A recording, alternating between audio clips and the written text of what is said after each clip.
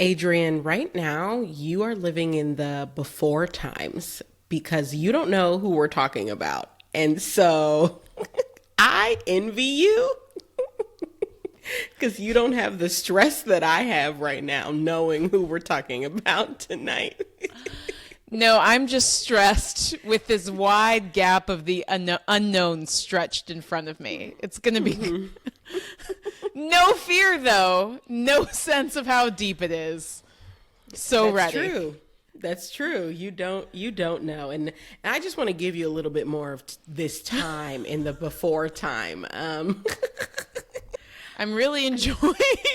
I'm drinking my tea. I feel very light. Yes. This is great. Can we stay here? I love that for you. Unfortunately, no. So I am prepared to reveal that tonight we are discussing two queens named Kim Kardashian and Taylor Swift. Oh boy. I love this dancing on the edge we seem to do every 2 weeks. Where we just play with fate, try to get canceled. I gotta tell you, I've been sweating thinking about it. So Listen, most people don't expect this from me. But I, in the last few years, have been single-handedly talking positively about Kim Kardashian. So I know, no one expects. No I one didn't knows. expect that. But I actually think that being a provocateur in this culture is really interesting and valuable. And I think she provokes in the ways that get people to think about what their values are. So I think there's a lot to be said about Kim Kardashian and Taylor Swift. And I am so ready for this episode. Hello and welcome to Two Queens, Two Crowns. I'm your host, KJ Miller, founder, lecturer, and content creator. And I'm Adrienne White, actor, writer, and teacher of how to actually sell a TV show organically. And today we are talking about two queens named Kim Kardashian and Taylor Swift. And yes, I am giving both of them the queen moniker, even though I'm a little scared about how the Swifties will react to that. Hey, I'm nervous about what I've already said about Kim Kardashian. I'm sure someone is writing me an angry email right now. Please give it the whole episode just so you have everything you need in one place. Yes, give it the whole episode so you don't have to write multiple angry emails, but also because you might, by the end of the episode, no longer feel the need to write an angry email, because I really believe in the work we're doing here, right? I think it's important to challenge previously conceived notions about certain people and about certain narratives. And I think that's something we can do even if the two people in question are not willing to reevaluate each other. And right now it sort of seems like maybe they're not. Certainly kind of seems like Taylor's not willing to reevaluate Kim. But I don't think that should stop us. I still think there's, important work to be done here. I agree. I love the conversations that we've had about even women who maybe don't like each other, but not liking each other doesn't mean they're not supporting each other. Those are different things, actually. So yeah. I'm super excited to hear your thesis this time. We shall see. I'm interested, but I will be honest if I believe that you found a way to show that they support each other. So. Well, and I will just say, I'm just going to put this out there up front. I think the way that they have, at the very least, benefited one another is fairly obvious because they have both benefited from this feud. I think that is, to me, very clear.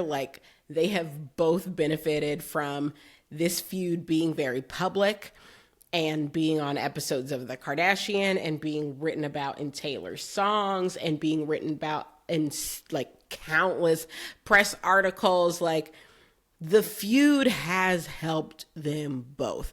And so, yes, we'll return to that during our Queens Helping Queens segment. But like, to me, the more, I guess, more so than trying to prove that both of them have like helped or benefited or supported one another, I think what I really want to do in this episode is prove that the fan bases do not have to dislike the other woman or each other for that matter. Like, like if I'm a fan of Kim, I don't have to dislike fans of Taylor, nor do I have to dislike Taylor herself. That's what I think I'm more interested in proving this time around. If that makes sense. New thesis. I'm here for this. It still fits, right? It still fits.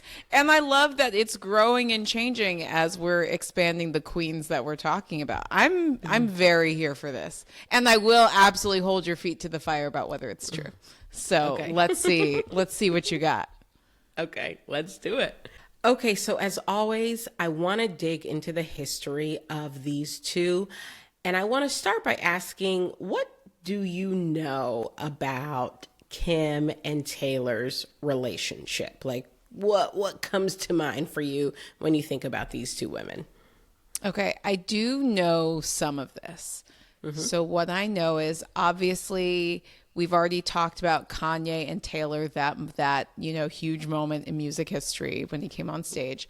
Obviously, Kim was married to Kanye for some time, and I think they have 4 kids together. Correct. More than one.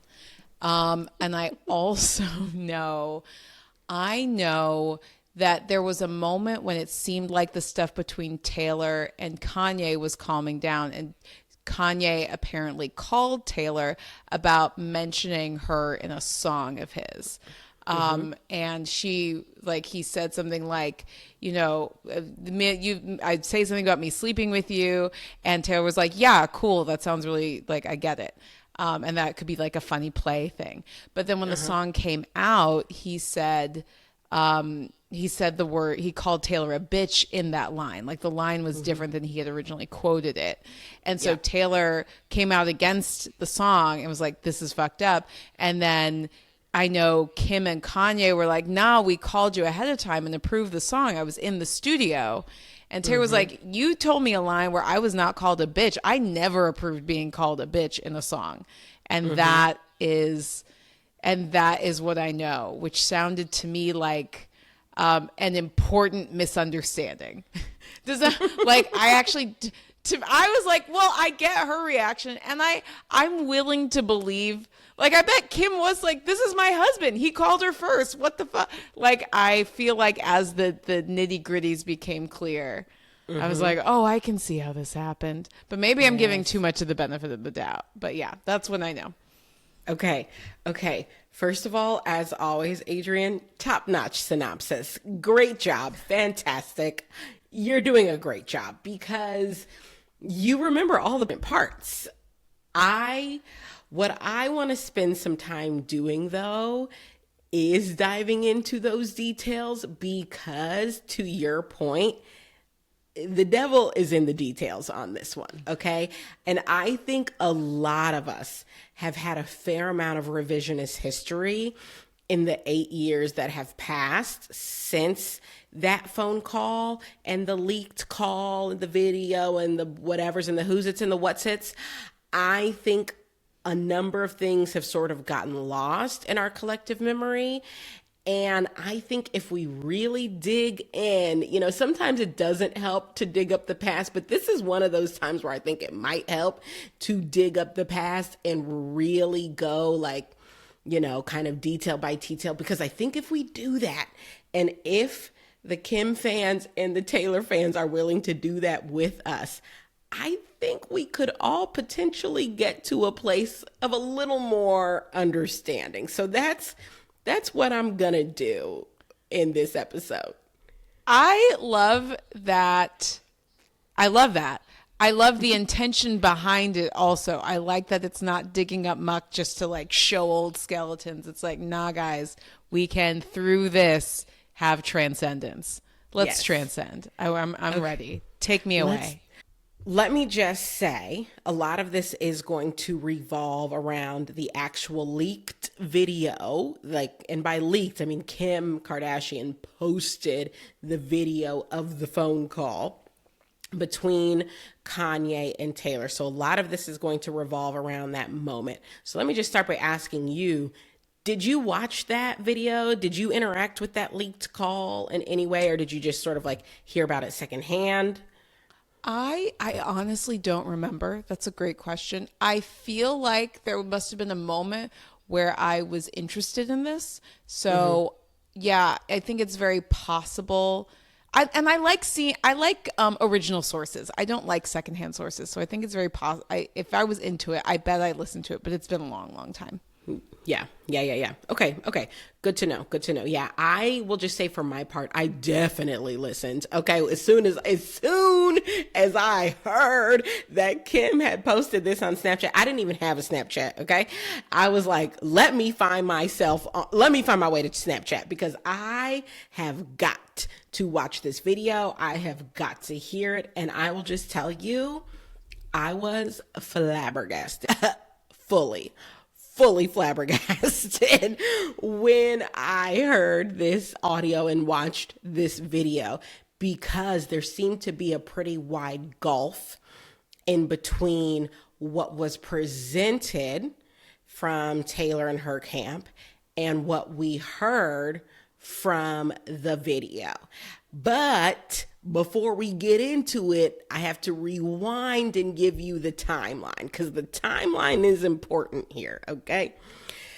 So now, you recall from our very first episode that Taylor and Kanye had made up. And in September of 2015, she presented him with the Video Vanguard Award at the VMAs. Do you recall this? I do recall this, yes. Okay.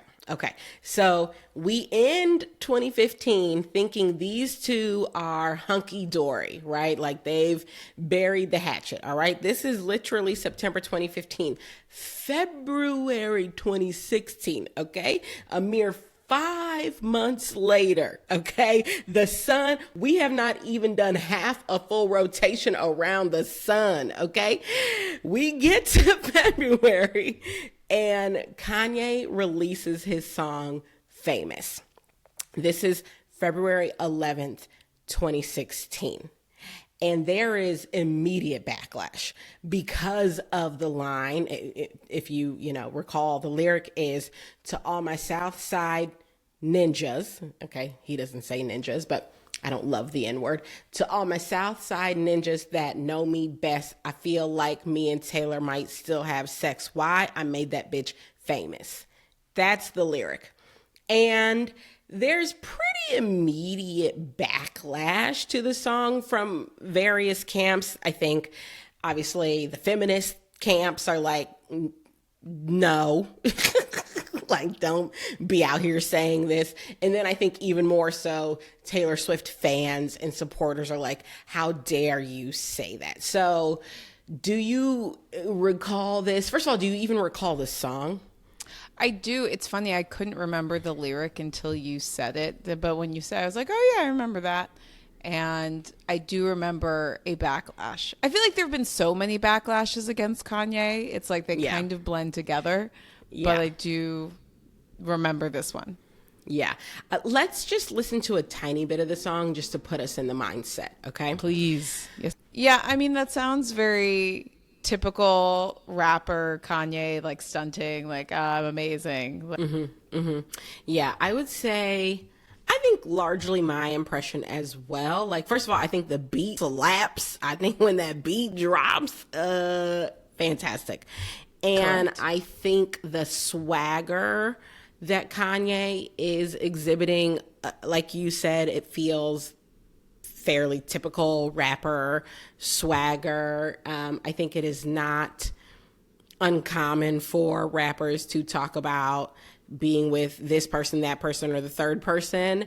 But obviously him talking about Taylor Swift, given their history and also given her fan base, takes it up 1,000 notches. But just in the the lore of rap music, I don't think anything he said was particularly outrageous. It was very much because he said it about Taylor that I think this registered as level 1,000, red alarm for a lot of people. But the lyric in and of itself, he had subbed in a different name. I feel like me and Lauren London might have sex. I just think nobody would have reacted. Do you know who Lauren London is, by the way? No idea. And I still wouldn't know after the song came out. Okay. She's a black actor. I'm sure. Are they great? Oh, I'm, by the way, Lauren, looking for, I'll be Googling you after this if you're listening. She's great. And the reason I mentioned her is because she's one of those black girls in Hollywood who has been referenced before in rap songs. She's a beautiful girl. And she's like a Nia Long, Nia Long has been referenced a bunch of times. Tyra Banks. She's one of those who the rappers are this is a girl I like. So if Kanye had subbed in her name, or a Nia Long or a Halle Berry, or, one of these black women who gets referenced in rap songs, I think there would not have been anywhere near this level of backlash. But because it was Taylor Swift, the backlash was immediate and full force. And I will say also, I feel like so me and so might still have sex. Yeah, I don't think it would have registered if we're a different person. But the second part, I made that bitch famous. That's a bold, if Kanye said that about Halle Berry, people would have just been you're insane because there's no backstory. Right. But with this Taylor backstory and with that taking of her, what she'd accomplished, I mean, it seems deliberately provocative. Yeah, 100%. And you are getting to the heart of the issue here. But okay, so now that we've listened to the song, we're back in our, call it 2016 mindset, right? We've got the song on our minds. So that came out February 11th, 2016. And like I said, the backlash was pretty immediate. And the very next day, February 12th, Taylor's camp responds. So they release a statement saying that, because what's important to know in between these things is because of the backlash, Kanye hops on Twitter and says, Taylor approved this. So he fires off a couple of tweets basically saying Taylor approved this and I had her blessing, whatever. So her camp releases a statement saying Kanye did not call for approval, but to ask Taylor to release his single Famous on her Twitter account. She declined and warned him against releasing a song with such a strong misogynistic message.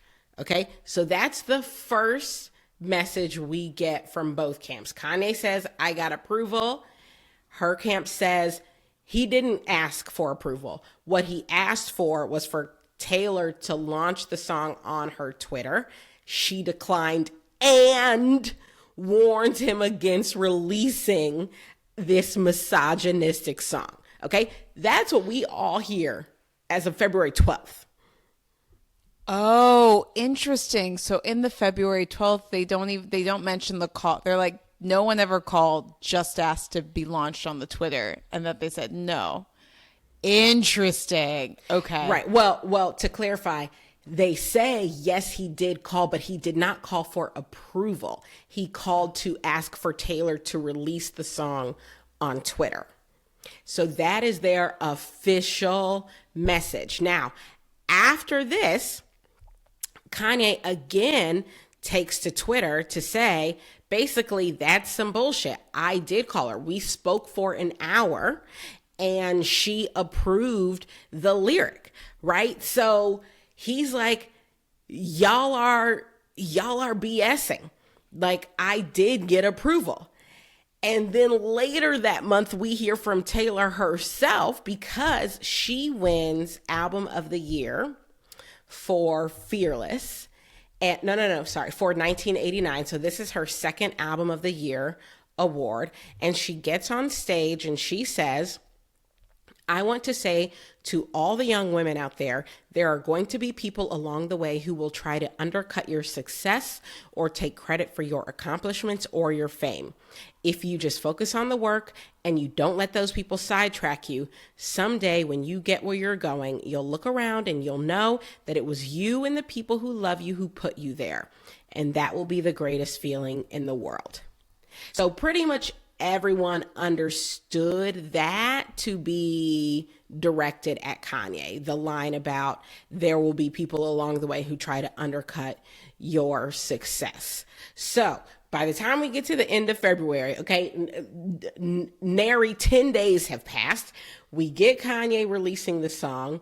We get backlash. Then we get Kanye saying, Taylor gave me approval.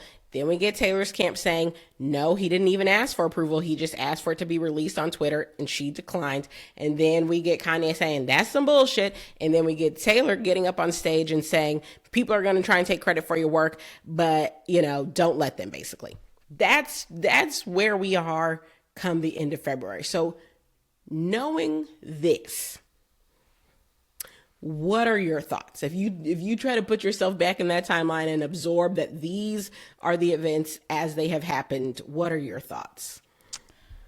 So at that time, what would I be thinking about this? Yes. I would be, well, given that Kanye had also, said some wilder things on Twitter on the past and the like, I would have leaned more towards what Taylor was saying. I would have been more inclined to believe her, to be honest.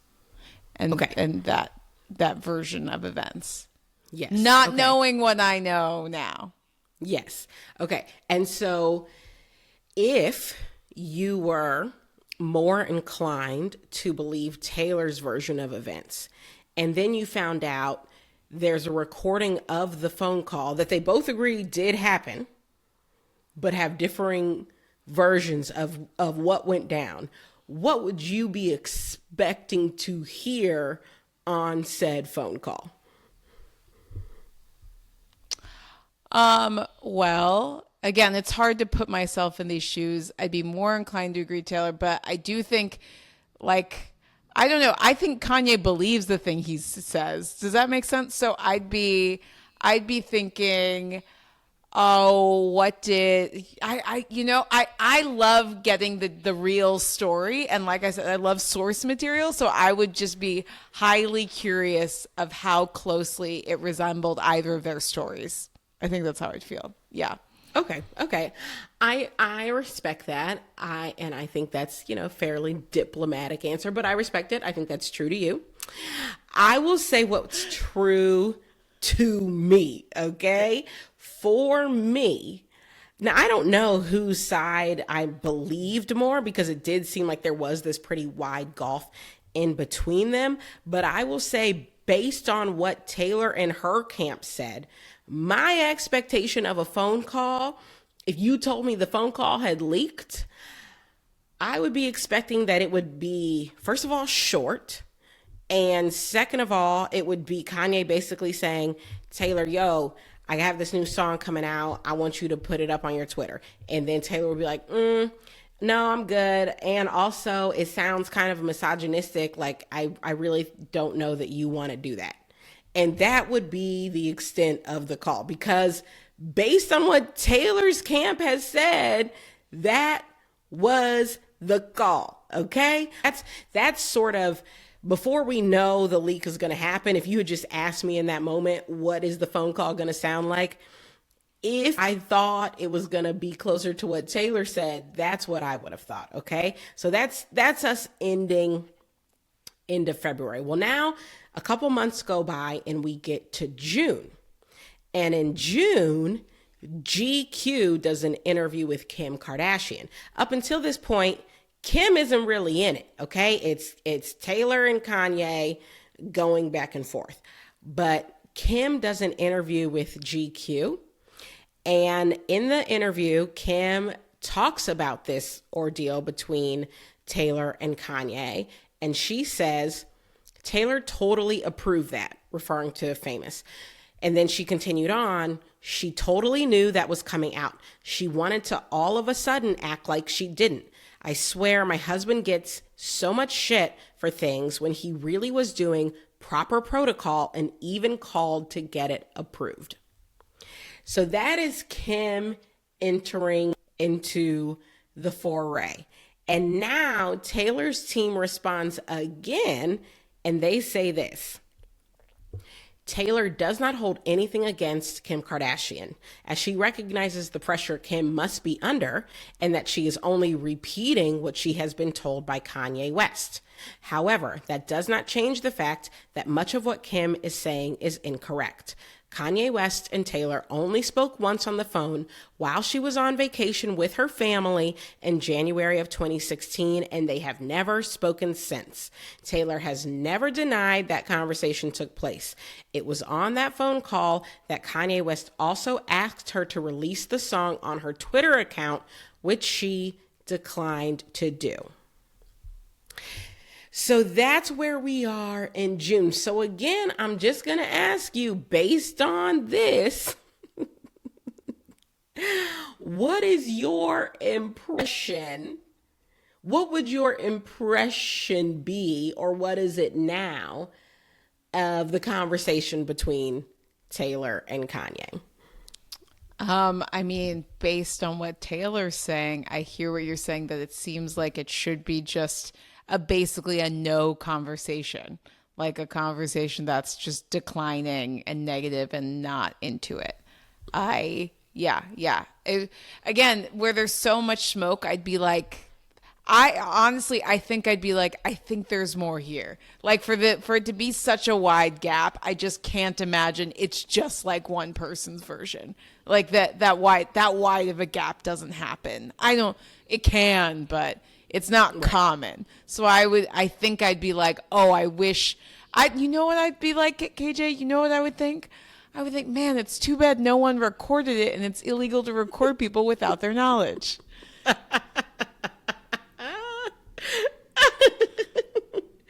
All right, too bad nobody illegally recorded this conversation and then edited it and then put it on Snapchat. Oh, but wait. Enter Kim Kardashian. So she did record it. Now, I think what actually happened was, at least according to her, and I believe this, it's not that she was sitting there recording the conversation. It's that Kanye was recording the entire process of making his album. So they had footage of everything that sort of went down, including this phone call. And the reason I do believe that is because there's like a 30-hour documentary of Kanye, I think, on Netflix recording a bunch of his albums. Like he's very into recording himself doing things. Like that is clear. So I don't think this conversation was recorded for the sole purpose of like blackmailing anyone or illegally doing anything. I think this was just a part of the footage he was collecting. Nevertheless, it is illegal in most states to record a phone call without two-party consent. Taylor didn't know she was being recorded.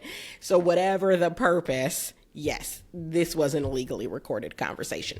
And ipso facto, illegal to then release it, okay, to the public. So let me just acknowledge right here, Kim was definitely wrong to put this phone call out there, okay? That's just a fact. She shouldn't have done that, okay? But she did do it. And so now we're going to listen to it with all of this in mind. Love that for us. I still have the national area code, but I had to change it. For all my Southside niggas that know me best, I feel like me and Taylor might still have sex. Unlike this close to overexposure. Oh, well this one is I think this is a really cool thing to have. I know, definitely. It's like a compliment, kind of. Yeah.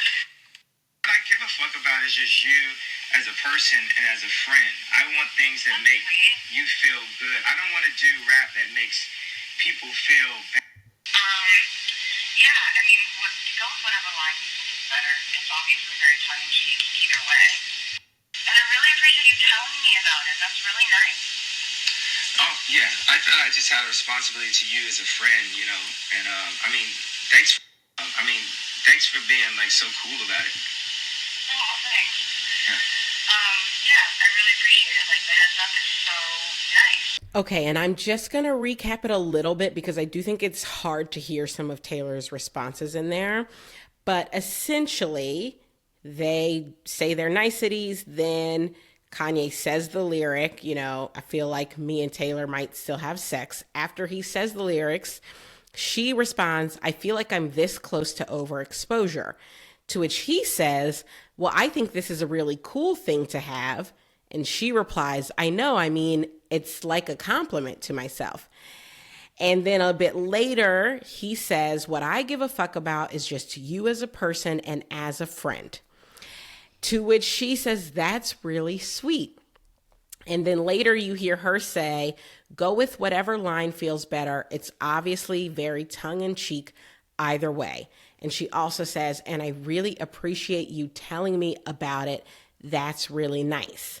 To which he replies, I just thought I had a responsibility to you as a friend.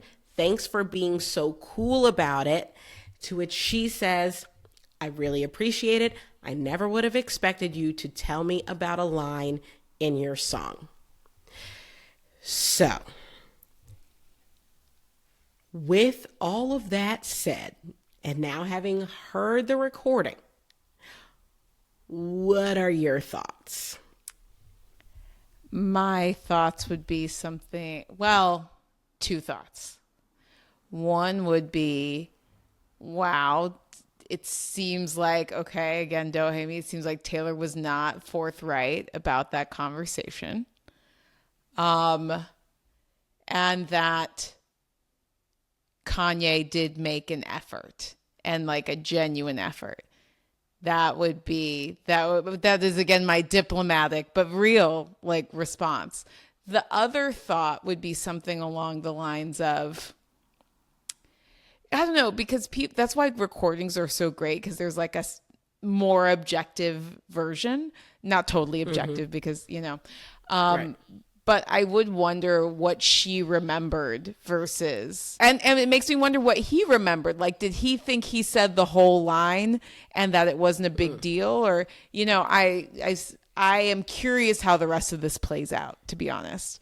But yeah, I definitely would have felt like somewhat betrayed, and like Taylor wasn't forthright about what happened and like left a lot of shit out when she said she wasn't okay with this line. Exactly. Here's the thing.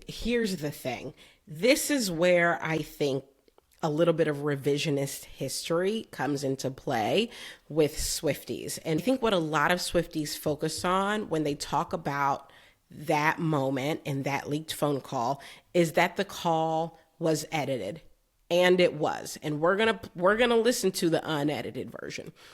It was edited. And that basically Kim edited it with the express purpose of character assassination, to use Taylor's words, and to kill her career, right? Where I think, if I'm going to put myself in Kim Kardashian's shoes for a minute, what was being said, the narrative that was being shared from Taylor's camp about Kanye was that he did not call for approval, and that what Taylor said on the call that they had was simply, one, I'm not going to release your call on my Twitter, and two, you should think twice about releasing a song with this sort of message. That's narrative. But even if this phone call has been edited, and we know that it has, it's very clear that that's not all that happened on the call. Taylor was not simply expressing a need for restraint in releasing the song. She was expressing gratitude. She was expressing friendship. They both were. He was expressing excitement, and so was she. He was expressing, hey, I wanted to get your approval because I care about you as a person. She was receiving that message. Like, That's all very clear. Edited or not, it's very clear that the subtext of the call was someone attempting to get approval on a lyric. Right now, a lot more happened, and yes, it was edited.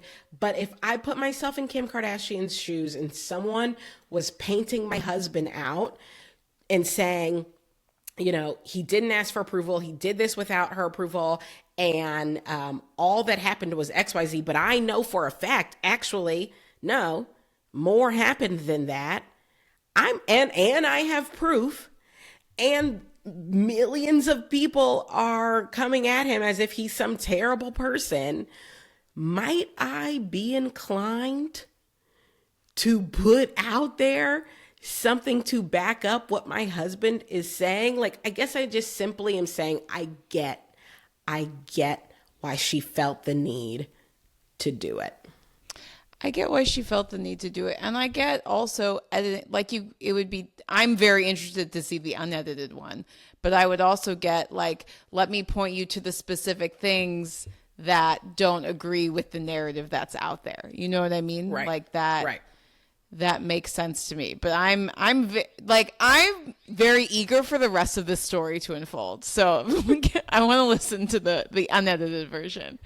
All right. So before we dive into the unedited version of the call, I do want to say that after Kim released this video, Taylor then took to Instagram and responded. Okay. And so this is what Taylor wrote. She said, "Where is the video of Kanye telling me he was going to call me that bitch in his song? It doesn't exist because it never happened. You don't get to control someone's emotional response to being called that bitch in front of the entire world. Of course, I wanted to like the song. I wanted to believe Kanye when he told me that I would love the song. I wanted us to have a friendly relationship. He promised to play the song for me, but he never did. While I wanted to be supportive of Kanye on the phone call, you cannot approve a song you haven't heard. Being falsely painted as a liar when I was never given the full story or played any part of the song is character assassination. I would very much like to be excluded from this narrative, one that I have never asked to be a part of since 2009. So now that is what Taylor says on her Instagram after the fact. And the thing is, and this is what I just want to say in defense of Kim Kardashian, right? If my goal in this episode is to help Taylor Swift fans maybe see Kim in a different light and help Kim fans maybe see Taylor in a different light, none of this context was given ahead of time, right? Literally none of it. None of this about, I wanted to like the song. I wanted to believe Kanye. I wanted us to have a friendly relationship. He promised to play the song for me, but he didn't. I was supportive on the phone call. You didn't offer any of that context beforehand. You didn't, and your team didn't. And as a result, what everyone was led to believe was that there was never any form of any approval given.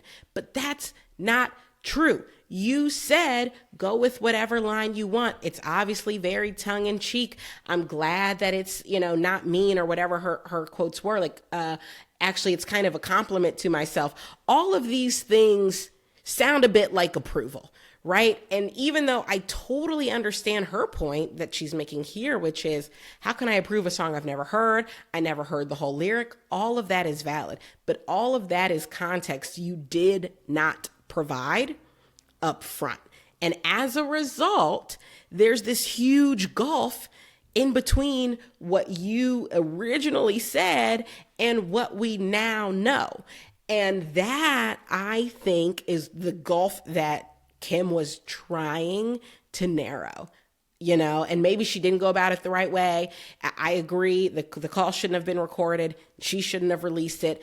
But I can understand a wife wanting to defend her husband when the narrative that's being put out there about him does not match the facts. And I don't think it did. I think this version on her Instagram story does. This tracks, but this is not what the public heard up front.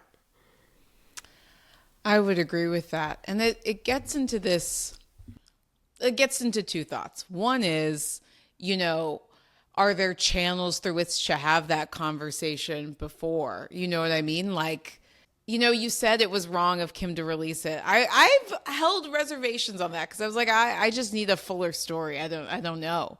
I do wonder if there was a way for the two camps. I think they have the same manager or something, right? Like if there was a way to have communicated before it like came to this. Yeah, what she said on her Instagram, that's the part I remember the most. And that rang the truest of all of the parts so far, at least.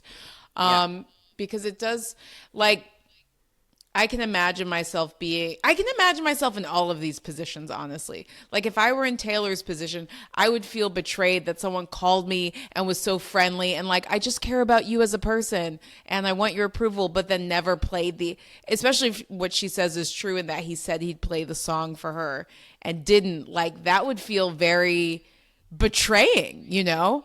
And then from his position, I could see him being like, sincere when he called up and really thinking that when she said, you know, whatever is fine, that it was like carte blanche, like I'm on board, do your thing. Mm-hmm. And I could see, just like you described, I can totally see Kim like hearing the stuff about her husband and wanting to defend him and having the evidence too. Like it would be maddening to have the thing that proves the person that you love is innocent or that you feel it does and not be able to share that. So I can so see it. I can see it. Exactly. You see, and this is why I love you, because I feel like if you take a step back and you're not so invested in being like, I have to defend Taylor Swift, I have to defend Kim Kardashian. If you take a step back, to me, it feels quite easy to understand where both of these women are coming from. Now, with that said, let me get to my defense of Taylor, because I've now given a full-throated defense of Kim. I will now give my full-throated defense of Taylor. Actually, you know what? I'm not done. I'm not done on Kim, because let me say one more thing. I'm gonna let you finish. No, hold on. I'm gonna let you finish. I gotta say one more thing on Kim. Now look, Taylor Swift's fans have been telling me for the better part of 2 weeks why I should not hold this Maddie Healy relationship against her. They have been telling me on YouTube, on TikTok. I have gotten text messages from my friends who are Taylor Swift fans. I have heard it left, right, and center. Okay.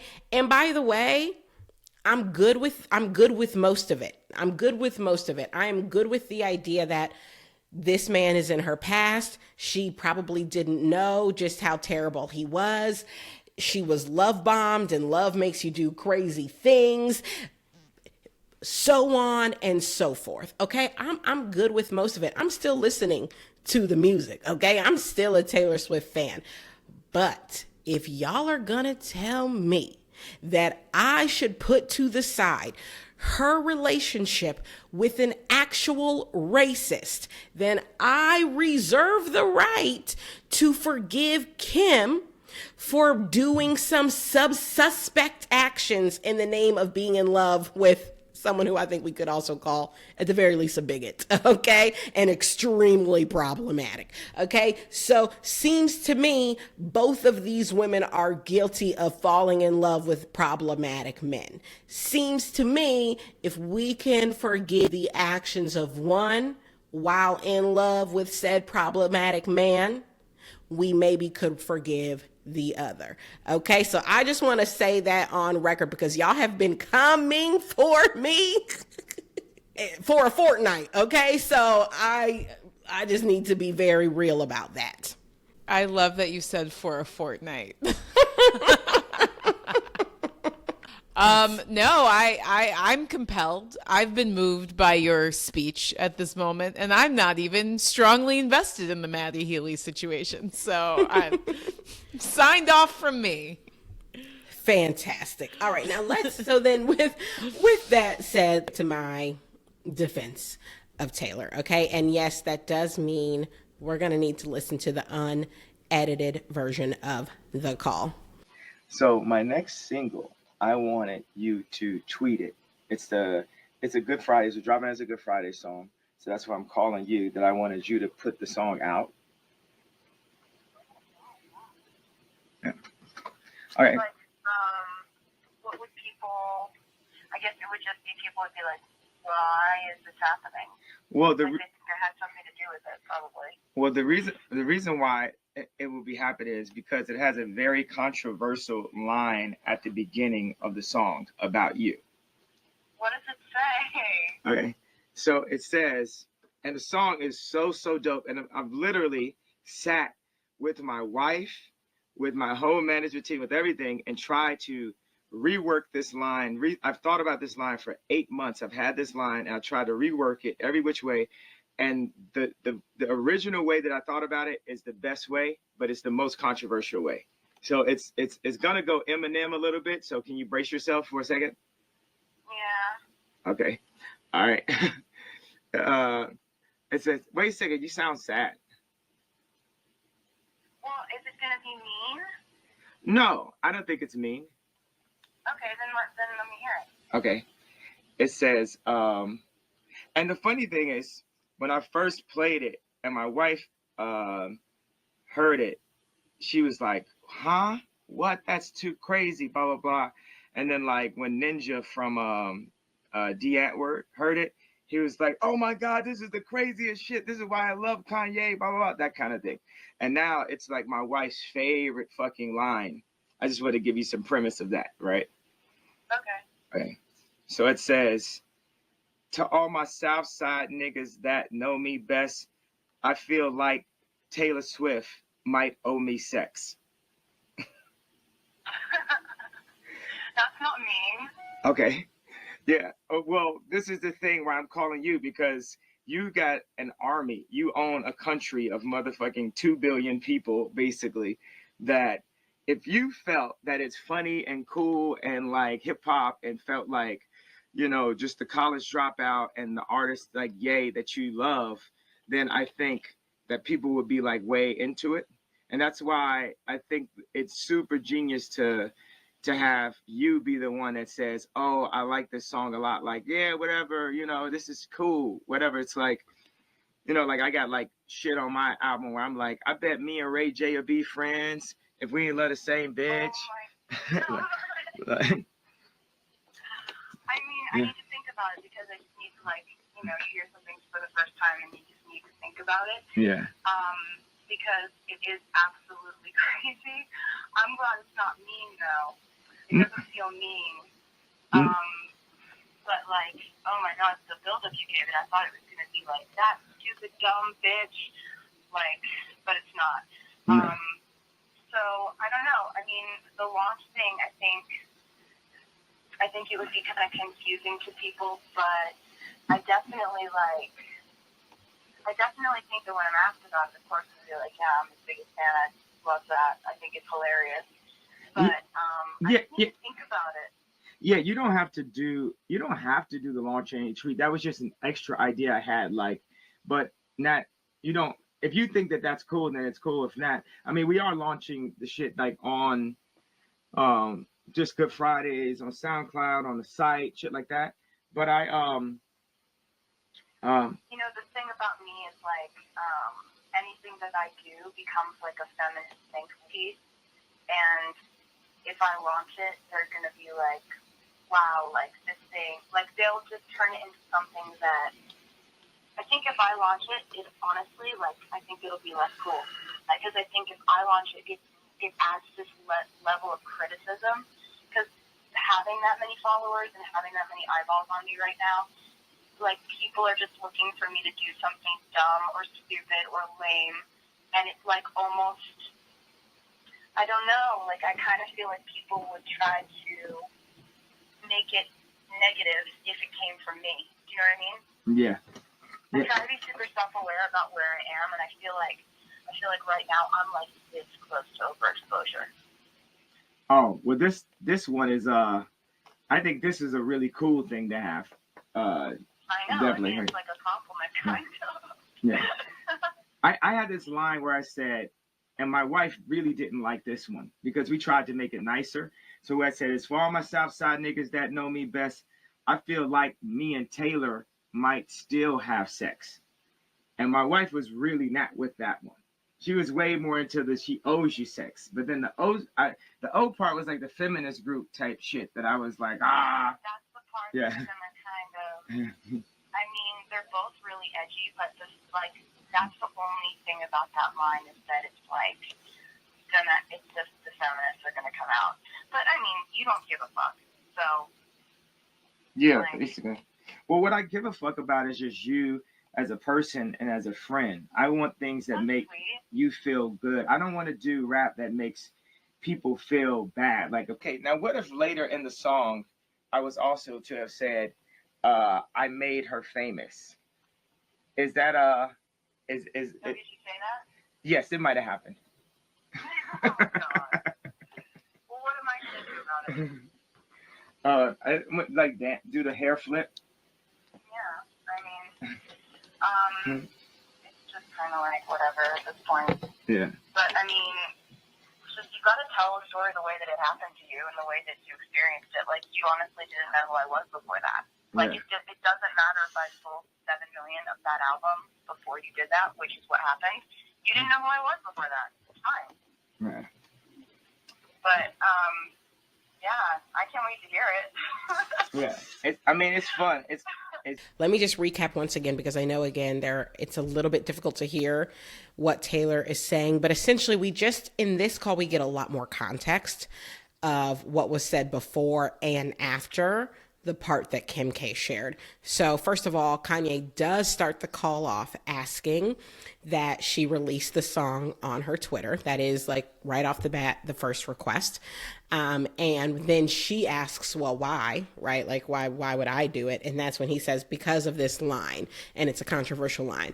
And then he gives a lot of build up. Like, I told my wife about it first, and I told the producer, and blah, blah, blah. And to me, like, him giving all that build up, kind of felt like he was nervous to actually just say the line to her. But eventually he does say the line, and this is crucial, he only shares the first part of the lyric, right? He only says, I feel like Taylor Swift might owe me sex. He does not follow it up with, why? I made that bitch famous, okay? So he only gives her the first part of the line, and she reacts and says like, oh, okay, that's not so bad. And then several minutes later, he says, and what if I said, a little bit later in the song, I made her famous?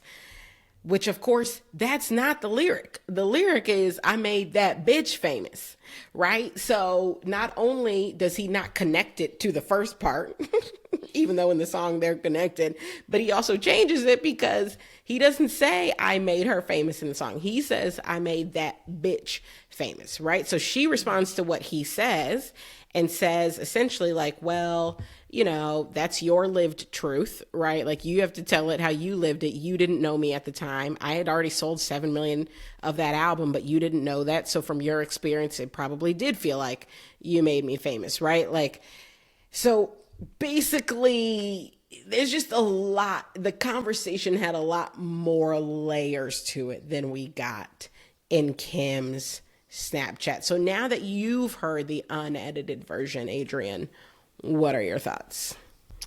My thoughts are, wow. I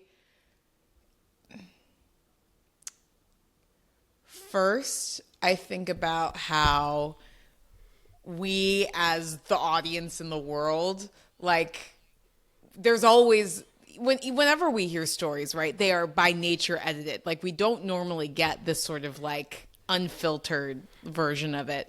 And it makes me think about how much of that are we entitled to, right? Like, each of them, I think, mostly tried to tell a version that aligned with what they felt was true. But what it makes me think is, damn, way more nuanced. Damn, I can see why everyone did what they did. and damn, I don't know what's going to happen next. That's the short version. It's like, what happens now? Yeah. Listen, from my perspective, hearing the full unedited call, I can very much understand why Taylor felt the way she felt and why her original statement read the way it did, both her and her camp, right? Because first of all, she never heard the whole lyric and she never heard the song. And actually the part of the end of the phone call that we didn't play, Kanye says, I'm going to send you, once it's all done, I'm still finishing it up. Once it's all done, I'm going to send it to you. And according to her camp, he never did that. And Kanye never said that he did, right? So she never heard the whole song. All she got were these snippets from the call. And I do think hearing those two lyrics detached from one another and without that bitch, I absolutely think it's going to land differently, particularly when you're on the call with the person who's rapping the lyrics. I mean, like, I definitely can relate to wishing I had said something in the moment or in person, like after the fact, like realizing later, oh, wait a minute, that's not actually what I wanted to say. Like, I think we can all relate to that. Like when you're on the call, particularly given their relationship and just like how tumultuous it was and all of the firestorm that it created all those many years, I can very much put myself in Taylor's shoes and be on that phone call, hearing what he's saying and saying to myself, yeah, that's not that bad. I feel like Taylor Swift might owe me sex. And I could see myself getting off the call later and being like, what? You know, like, but kind of being like, well, it's Kanye, you know, what am I going to do? And kind of writing it off. And, or even to that, I made her famous line, like, in the moment being like, I mean, that's not really true. I was famous, but I see how that's your perspective. And like, you're Kanye West. Like, I can see how you could be on a call and say that because you're not trying to ruffle feathers, because you are trying to keep it friendly. But then when it actually happens, when you actually hear the song, it hitting completely differently. I can relate to that. I get that, you know? Yeah, I get that. And what I'm curious about is, was that bitch always in it or did that change? Because he never said it on the call. And it just makes me wonder, did he not say it because he was nervous if he said it, she'd say no to this whole thing? Was it conscious? Was it unconscious? Like, that's right. The thing I'm like very curious about. Yeah, I agree. And we can't really know. I mean, I guess we could know if Kanye came out and confirmed, but you know, I'm sure there are people who would say the reason he didn't say it was because the song wasn't finished, and you know, he didn't know he was going to say that bitch. But I'm sure there are plenty of people who were like, no, he knew, and he purposely didn't say it because he was trying to get Taylor to agree and to approve, knowing she never would have if she had heard the whole lyric. And I don't know that we'll ever know the truth of that. I think both are plausible. I think it's very plausible that like the song genuinely was not finished. And so he just didn't know exactly where it was going to fall or how it was going to be finalized. Because even the lyric he told her his wife wanted, which was Taylor Swift might owe me sex, that's not the lyric that ended up in the line. The lyric that ended up in the song is, I feel like me and Taylor might have sex, which was the lyric, according to him, Kim was against, right? So it does definitely seem like the song was still in flux. However, I could also believe that, yeah, he didn't share the whole thing because he was scared of how Taylor might react to that. And then the big thing is he didn't get the approval of the actual song. Like, that's like the song wasn't done, so there was no way to approve it. So yeah. I mean, this is, I don't know if the ride's over, but I'm already like short of breath. Whew. Yeah, well, I will say the ride's not quite over, but we're nearly there. And yeah, I guess if I'm going to try and give a full-throated defense of Taylor as I did of Kim, I would say, you know, a lot of people after this what they said about her was that she was playing the victim, right? And that's essentially what Kim said as well in GQ, and that she was a snake. And to me, I think particularly in listening to the full unedited call, I don't get that. What I get is that this is someone who was trying to be friendly, very much was trying to be easygoing, and then heard a version of a song that did not feel the same as what was sort of expressed in the call, because they don't. I mean, in the call, Kanye's like joking. He's like, okay, and he gives it this whole lead up. Okay, my wife loved it and the producer loved it and so on and so forth. And then I say, I feel like Taylor Swift might owe me sex. And he kind of says it in a sing-songy sort of jokey way. But that's not how it lands in the track. In the track, the beat hits, okay, and it's hard, and then it's just like, to all my South Side niggas that know me, but you know, it's like it's a little different, okay. And to me, it reads as someone who wanted to play along and wanted to play nice, but when the rubber hit the road, she realized, actually, I'm not down with this. And do I fact that there was immediate backlash probably made it even harder for her to feel anything like positive about it? Yeah, absolutely. But I don't think that makes her a snake. I think that makes her human. You know, it just there's a lot of humanity here, I guess is what I'm saying. A lot of humanity. Yeah, I would feel, if I were in that position, I would feel betrayed. I would feel like I was baited and switched. Personally, I could see that. Whether I don't know that was Kanye's intention, but that's how I would feel if I were in Taylor's position. Yeah. And I think that's fair. I think it's fair to feel that way. I think it's also fair for Kim and Kanye to feel like there was a little bit of a bait and switch, because on the call she heard, I think you can say she heard the gist, right? She heard that we're going to have sex. She heard that I made her famous. And throughout the whole thing, she expressed positivity, enthusiasm, and, you know, at the worst, you could say a little bit of indifference. Never did she express like, this is misogynistic and this is, you know, terrible and I want to be excluded from this narrative. And it was never any of that. So you could see, I think you could see how both sides may have felt a little bit of a bait and switch. Yeah, I could see that. I could see the Kanye and Kim camp being like, wait, we had a call. I was warm. I was up front. And now you're saying like I never came to you for approval. Like that's not, yeah, I could see it. Even like you said at the beginning, the devil is in the details. You see? So, I mean, I guess to me, that's the context. That's what I'm hoping people can hear and absorb and kind of rethink whether or not they need to hate Taylor Swift or hate Kim Kardashian as a result of this particular incident, because I at least can understand how it came to be. And with that, I feel prepared to give a very short version of Queens helping Queens. But any other final thoughts from you on that? Just, you know, I do wonder, I feel like if Taylor and Kim ever talked, I feel like they'd have a lot to talk about. So I do wonder what they would say to each other, but that's all. That's not really something you can answer.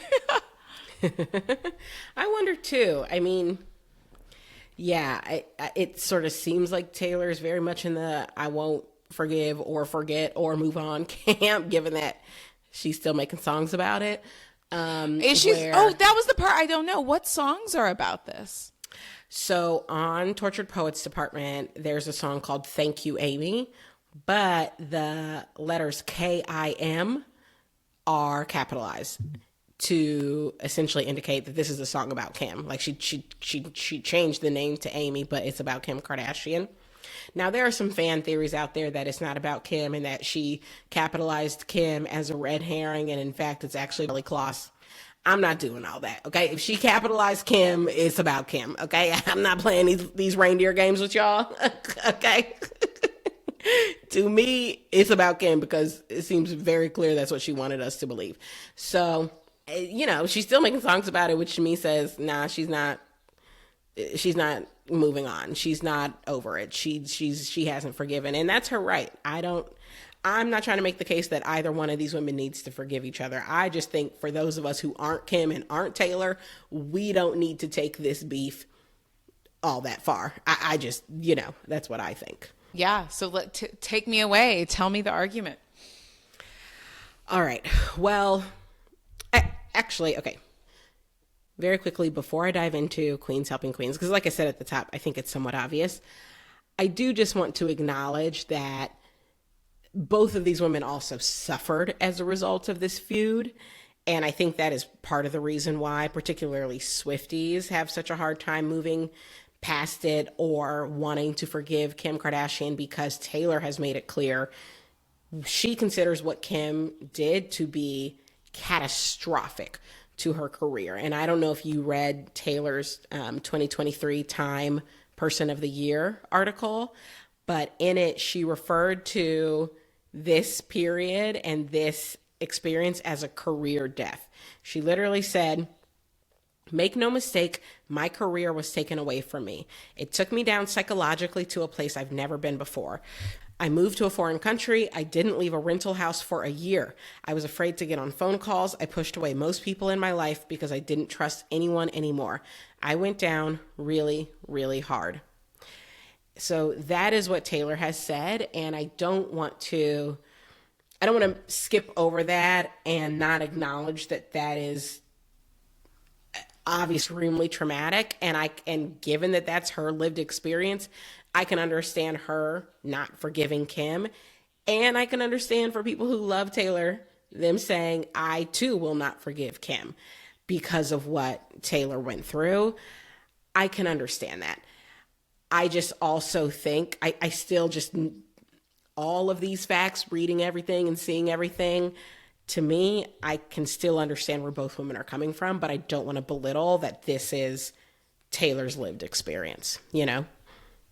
Wow, I didn't know that. Oh my God. But I believe that though. Like if the entire world is, or if many, it doesn't have to be the entire world, right? If there's a loud portion of the world that is trying to hurt you, that's really painful. Yeah, totally. Absolutely it is.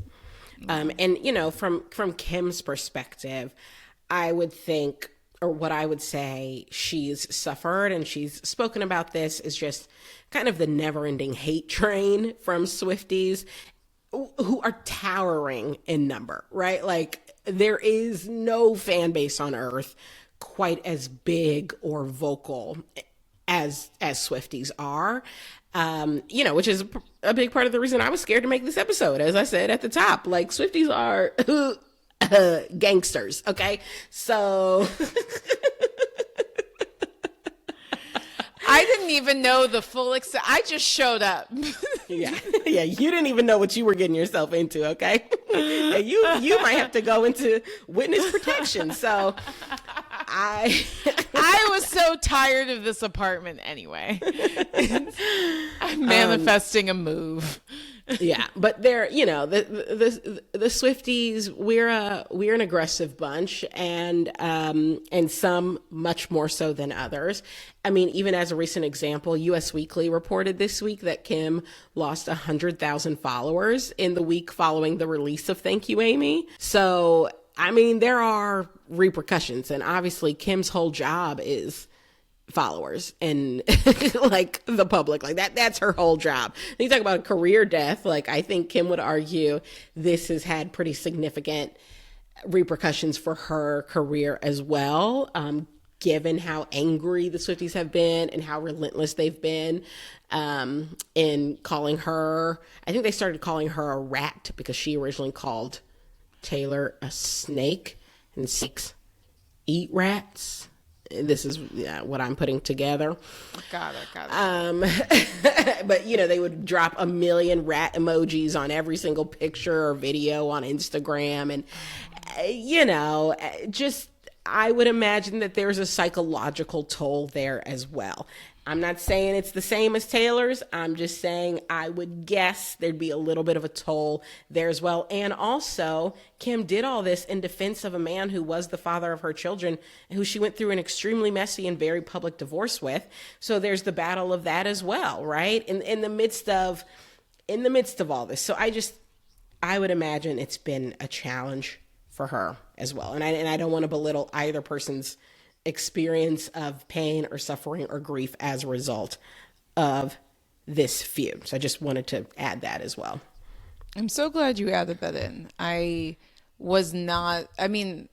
just not as tapped into pop culture, so I was not aware fully of the repercussions that had been with both women. Yeah. So now with all of that said, in terms of queens helping queens, for one thing, this is how I believe Kim has benefited Taylor.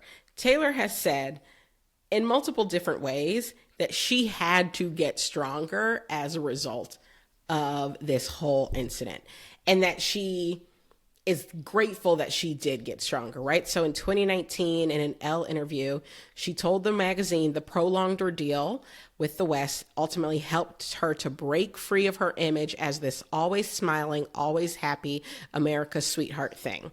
And then having that taken away and realizing that it's actually a great thing that it was taken away, because that's extremely limiting. So that's the point that she made in 2019. And then even now in aIMee, these are some of the lyrics. She says, "All that time you were throwing punches, I was building something, and I can't forgive the way you made me feel, but I can't forget the way you made me heal." And then a little bit later in the song, she says, "But when I count the scars, there's a moment of truth that there wouldn't be this if there hadn't been you." So I do think that the situation has made Taylor stronger, right? And that doesn't mean she necessarily is happy it happened. I won't speak for her in that regard, but I do believe it's made her stronger and given us a lot of great music. I continue to think Reputation is one of her strongest albums, and a lot of that album was about Kanye and Kim. So, I mean, we got good music. We got a stronger, tougher Taylor. She grew her nervous system, it sounds like. It sounded like her capacity to withstand what was thrown at her got much larger as a result of this. Yes, exactly. And then for Kim, the way I believe she has benefited is, one, I mean, this was a major storyline on Keeping Up with the Kardashians in season 12, which is obviously Kim's bread and butter for many, many years. So 100% she owes Taylor, a thank you gift basket for that, because they need storylines. Okay. That's how the show works. So there's that. But, I will also say, and this is extreme speculation, but I think in the grand scheme of things, as the relationship between Kim and Kanye was deteriorating, and as Kanye's behavior became more and more outlandish, I think these public moments, these well-documented moments where maybe she stuck her neck out for Kanye more than she should have, I have to believe some of that came into play as she was making the final decision to walk away from that marriage, which was clearly not an easy decision. I mean, we saw her speak about that on her show at pretty great length. But I have to believe this sort of at least helped give a little bit of a push. And I do think it was the right decision, just based on everything that Kim has said about that marriage and about Kanye and about his behavior. So that's obviously more speculative, but yeah, I think it helped. I hear that. So you're saying it helped Kim eventually leave a marriage that wasn't right for her anymore, and it helped Taylor grow stronger. I buy it. Yeah, that makes sense to me. I think Right. yeah. I think as much pain as their interaction caused, it does seem like both of them grew, and both of them are still in the spotlight, you know, like for two people who were facing career death, they've really, I don't know, had a renaissance, had a rebirth. Yeah. I mean, truly, like Taylor's at the top of her game. Kim's Skims line is, worth $1 billion. Like both of these women are doing very, very well. I would venture to say they probably both got stronger as a result of this. And yeah, I'm not one of these people who thinks like, oh, they just need to move on. Oh, like they shouldn't be mad anymore. No, I think everyone gets to be mad for as long as they need or want to be mad. Like you don't get to dictate anyone's feelings. It's more that I think we as the public can re-examine how we think about these women as a result of this dispute, because I think you can find the humanity in both of them in this exchange. And that we, as the audience, can look at it with more empathy for both. Yeah, exactly. Yeah, I love that.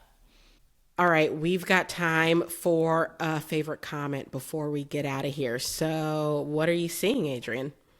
I'm seeing a comment from CLH044 who says, my fave new pod. I listen to this pod on my walks and probably look so silly because I'm laughing and nodding my head the whole time. Laugh, cry emoji.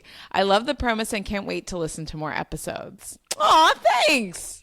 Wow, that's so kind. Thank you, CLH43. I forget, but thank you for such a kind comment and review. And I will just use this moment to ask all of you to drop us a 5-star review on Apple or Spotify or wherever you're listening. It helps us continue to, get up there in the rankings and continue to bring you content that you love. So thank you again for that really, really wonderful comment. That's it for this week, everyone. Be sure to follow us on TikTok at 2 Queens, 2 Crowns, and to check out the podcast on YouTube, 2 Queens, 2 Crowns. Adrienne and I would also love for you to follow us on our personal socials. I'm on TikTok at @IAM_KJ Miller and YouTube with the handle IAMKJ Miller. And Adrienne's on IG at Adrienne Rose White and TikTok at wrong_or_right. We'll see you next week.